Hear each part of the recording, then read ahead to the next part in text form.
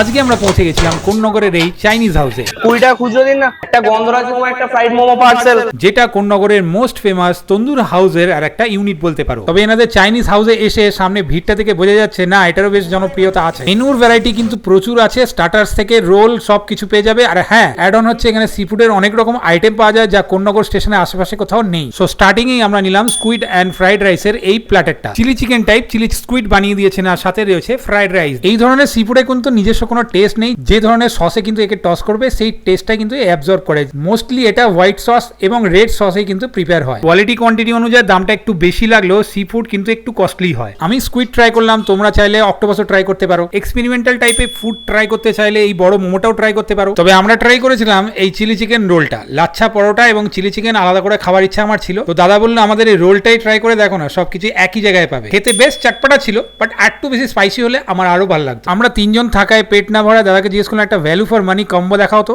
দাদা এই কম্বোটা দিল, যেখানে ভেজ ফ্রাইড রাইস, সাথে ফ্রেঞ্চ ফ্রাইস, এক piece chicken lollipop, 3 piece chilli chicken আর ছিল চিকেন পকোড়া। কম্বোটা ভীষণ value for money, but taste chilli চিকেনটা একটু বেশি চটপটা হতে পারতো। ভেজ ফ্রাইড রাইসের জায়গায় আরো 20 টাকা বাড়িয়ে যদি চিকেন ফ্রাইড রাইস দেওয়া যায় তাহলে আরো ভালো লাগে। তো সামনেই শকুন্তলা কালী পুজো কিন্তু আসছে। খাবার যদি ডেস্টিনেশন হয় কোন্নগর থেকে, এই দুটো জায়গা কিন্তু ভুলো না, তন্দুর হাউস অ্যান্ড চাইনিজ হাউস।